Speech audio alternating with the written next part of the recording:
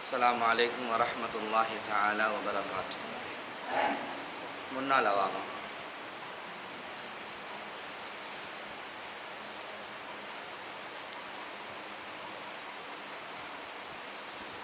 என்னுடைய மஜ்மாக்கள்ல நாங்கள் உட்கார்ந்து கேட்குற நேரத்தில் கல்பால கேட்கணும். எதால் கேட்கணும்? கல்பால கேட்கணும். நாங்கள் காதால் மட்டும் கேட்குறதுனால என்ன நடக்குது?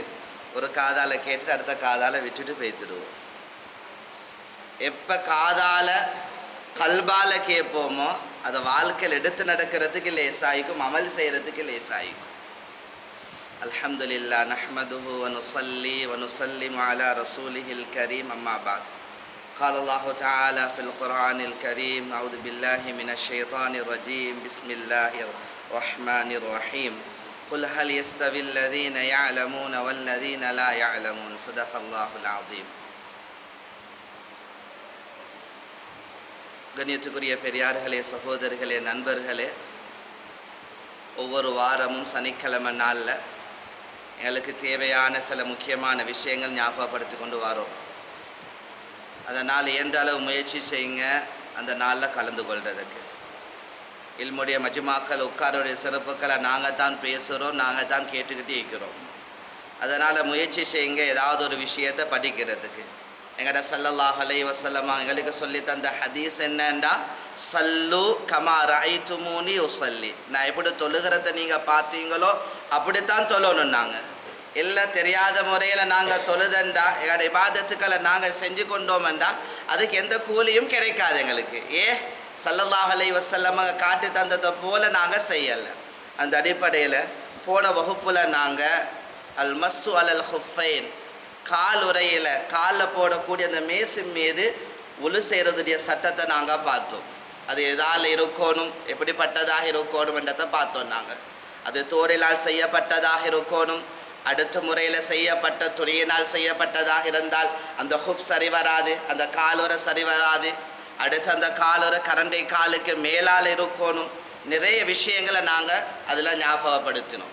பிரயாணியாக இருந்தால் அந்த பிரயாணி எப்படி எத்தனை நாளைக்கு அவருக்கு பாவிக்கலாம், ஒரு ஊருள்ளவராக இருந்தால் அதுக்கு மேல் எத்தனை நாளைக்கு மசக செய்யலாம், அதோடு எத்தனை நாளுக்கு ஒழு செய்யலாம், அதனுடைய கைஃபியத்தை எப்படி அதன் மீது மசக செய்கிறது, ஒருத்தர் காலுரை போட்டு இருக்கிறாரு எப்படி அதன் மீது மசக செய்கிறது, அதனுடைய சில விஷயங்களை நாங்கள் ஞாபகப்படுத்தினோம், பார்த்தோம். இன்றைய வகுப்பில் நாங்கள் இன்ஷா அல்லாஹ் அல் ஜபாயிர் வல் அசாயிர். நிறைய பேருக்கு இந்த கேள்வி தெரியாமிக்கிறாங்க, நிறைய பேருக்கு தேவைப்படுது, எந்த முறையில் செய்யணுமென்று தெரியாமல் செஞ்சுக்கிட்டு இருக்கிறாங்க.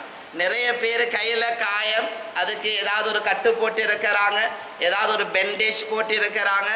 அவங்க சும்மா அந்த பெண்டேஜ் விட்டுட்டு சும்மா ஒழு செஞ்சுட்டு வந்து அந்த உறுப்பை கழுகாமல் அதுக்கு மேலே மசக செய்யாமல் சொல்லிட்டு போகிறாங்க. அவங்களுக்கு கூட ஏதோ தொழுகை ஏற்றுக்கொள்ளப்பட்ட ஒரு தொழுகையா, அது கபூல் செய்யப்பட்ட ஒரு தொழுகையான்னு கூட தெரியாமல் இருக்கிறாங்க. அதனால் அந்த பாடம் எங்களோட வாழ்க்கைக்கு கட்டாயம் தேவை. என்னது? எங்களோட உழுவுடைய உறுப்பு எங்களுக்கு தெரியும். எங்களோட உழுவுடைய உறுப்பு அல்லது குழுப்பு கடமையான முழு உடம்பு. ஒன்று இருக்குது ஹதசுல் அஸ்கர், இன்னொன்று இருக்குது ஹதசுல் அக்பர். ஒன்று இருக்குது உழுவ கடமையாக்கிறது, இன்னொன்று இருக்குது குளிப்பு கடமையாக்கிறது.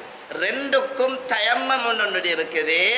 எங்களுக்கு எங்களோட உழுவுடைய உறுப்பில் காயம் ஏற்பட்டாலும் சரி, அல்லது உடம்புல ஏதாவது காயம் ஏற்பட்டு அதற்கு கட்டு போடப்பட்டிருந்தால், எங்களோட பாசல செல்றதாக இருந்தால் பெண்டேஜ் போடப்பட்டிருந்தால் எந்த முறையில் நடந்து கொள்ளுது, அந்த பெண்டேஜை கலட்டிட்டு தான் உழு செய்யணுமா, அல்ல அது மேலே மசகு செஞ்சால் போதுமா, அல்லது எங்களோட உழு கூடாமல் போய்ட்டுடுமா, அதுக்கு ஏதாவது ஹதீஸில் தலீல்கள் ஆதாரங்கள் இருக்குதா, அப்படி ஒரு கேள்வி எழுப்பினா ஸல்லல்லாஹு அலைஹி வஸல்லம் அவங்க அல் ஜபாயிர் பெண்டேஜ் கட்டு போட்டிருந்தால் அதுக்கு என்ன செய்யணும் என்றதை எங்களை ஸல்லல்லாஹு அலைஹி வஸல்லம் எங்களுக்கு சொல்லி தந்திருக்கிறாங்க.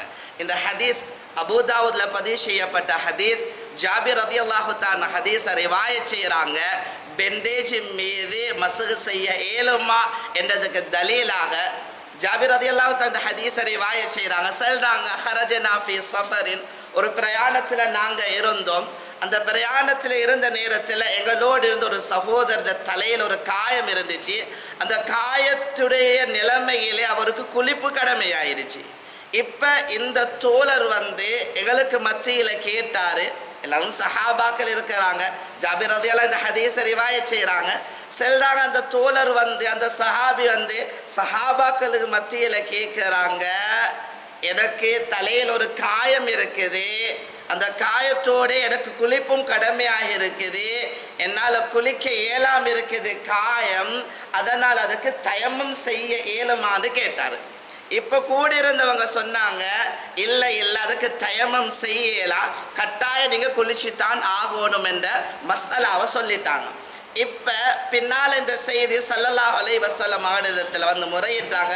இப்படியான ஒன்று நடந்துச்சு, அதுக்குரிய முடிவு சொன்னாங்க, தயமம் செய்ய இயலா, அதுக்கு குளிக்கணும் என்று சொல்லி ஸல்லல்லாஹு அலைஹி வஸல்லம் இந்த வார்த்தையை கேட்டதோடு கோவப்பட்டாங்க.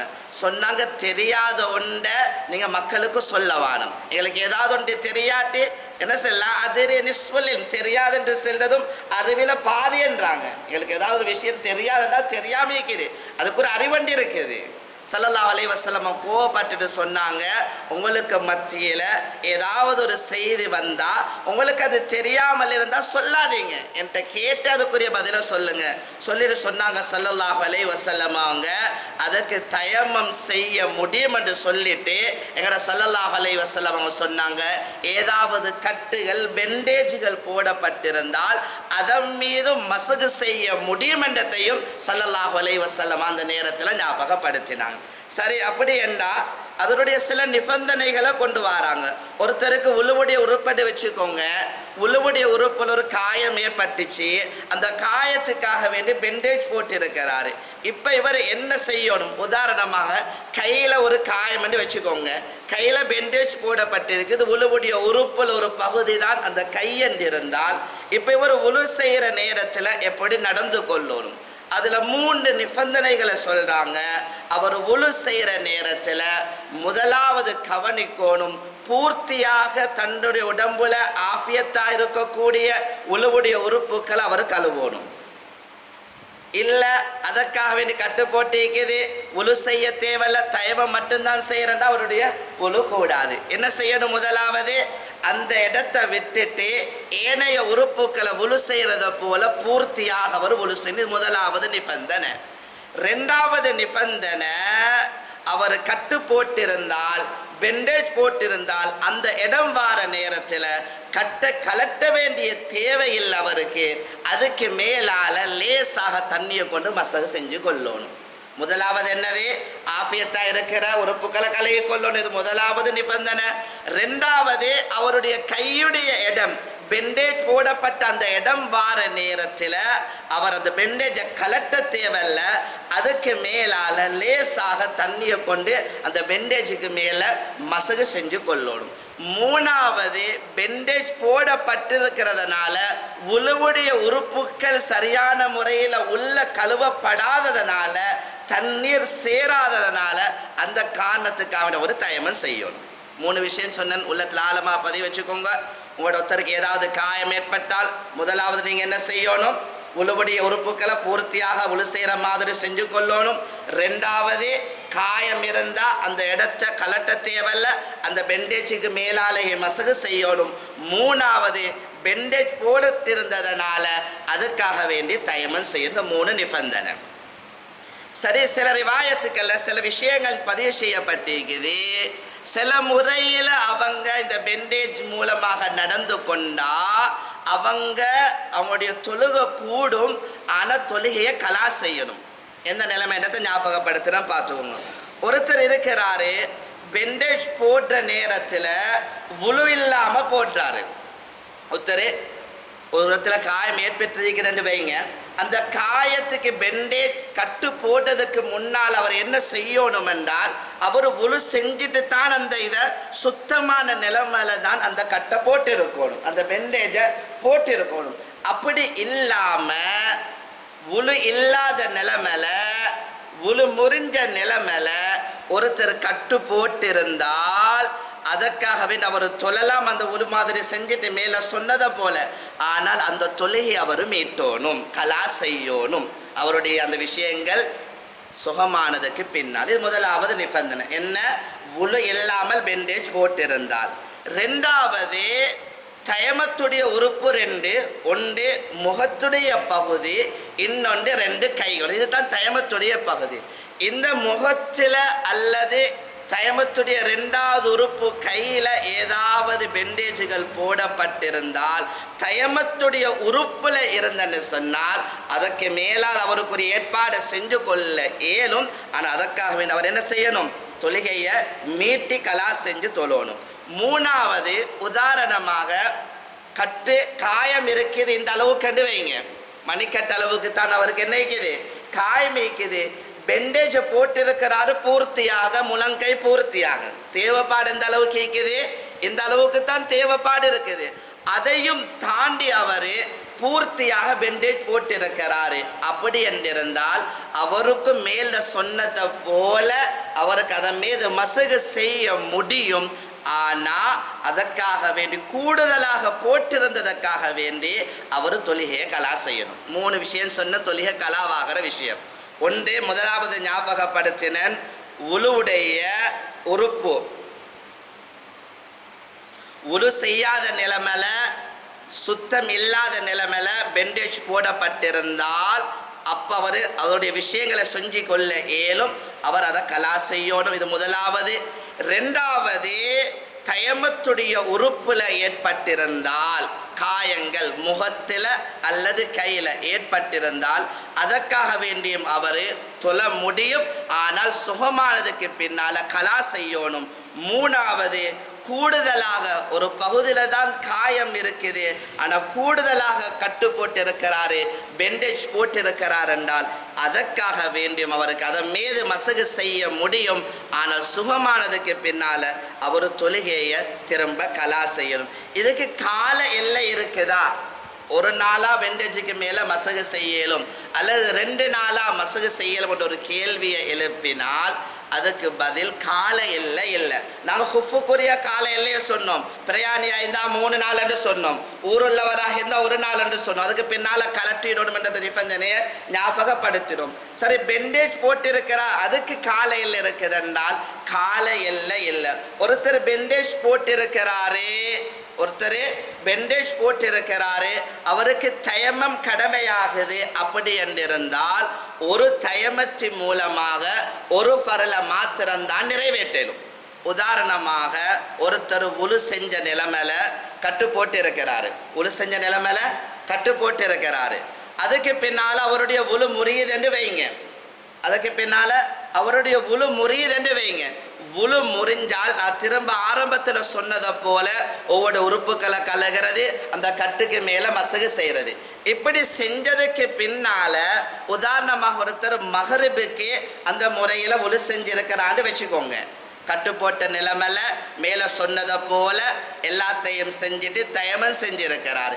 இப்போ திரும்ப இஷாவுடைய வக்து நுழையுது. மகரிபுக்கு செஞ்சது திரும்ப அடுத்த தொழுகை இஷாவுடைய கடமை வருது. இப்போ இவருடைய உழு முறியல்ல என்றால் தண்ணீருடைய உழுவுடைய ஹுக்கும் என்ன?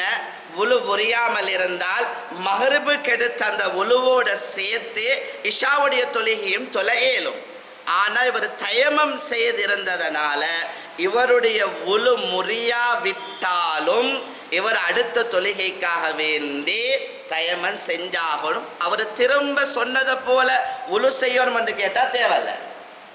ஞாபகம் வச்சுக்கோங்க, தண்ணியால் உழு செய்கிறதாக இருந்தால் உழு முறியாமல் இருக்கும் காலமெல்லாம் எத்தனை தொழுகை வேணுமானாலும் தொழுது கொள்ளலாம். இது தண்ணீருடைய ஹுக்கும். காயம் ஏற்பட்டிருக்குது, பெண்டேஜ் போடப்பட்டிருக்குது, முடிச்சு கொள்கிறோம் பாடத்தை.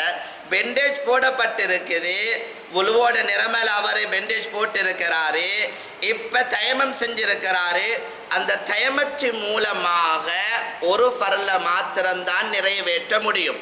மகரிபுக்கு அவரை தயமம் செஞ்சிருந்தால் இஷாவுடைய வக்து வந்தென்றால் திரும்ப அவருடைய உழு முறியாவிட்டாலும் தயமம் செய்ய வேண்டும். ஆனால் திரும்ப அவர் உழு செய்ய தேவையில்லை. மேலே சொன்னதை போல் ஒவ்வொரு உறுப்பியாக கலகிட்டு பெண்டேஜுக்கு மேலே மசை செய்கிற இது செய்ய தேவையில்லை. காரணம் என்றால் அவருடைய உழு முறியல்ல, ஆனால் அடுத்த வக்து வந்திருக்கிறதுனால ஒரு தயமத்தின் மூலமாக ஒரு ஃபர்ல மாத்திரம்தான் நிறைவேற்றணுன்றதுனால அவர் உழு செய்ய தேவையில்லை, தயமம் மாத்திரம் செஞ்சு கொண்டால் போதும். இல்லை அவருக்கு விழுமுறைகிறதாக இருந்தால் திரும்ப சொன்னதை போல அவர் ஒவ்வொரு உறுப்புகளையும் ஆஃபியத்தாக இருக்கிற ஒவ்வொரு உறுப்புகளையும் கழுவணும். அதுக்கு பின்னால் கட்டு மீது மசுகு செய்யணும். அதுக்கு பின்னால் தயமம் செய்யணும். அல்லாஹு தாலா படித்த பாடத்தை விளக்கத்துக்கு கொண்டு வரதுக்கு நம் அனைவருக்கும் அல்லாஹு தாலா தௌஃபீக் செய்வானாக. ஏதாவது அல் ஜபாயிர் கட்டு போட்ட விஷயத்தில் பெண்டேஜுடைய பாடத்துடைய விஷயத்தில் ஏதாவது விளங்காமல் இருந்தால் தனிப்பட்ட முறையில் வந்து கேட்டுக்கோங்க.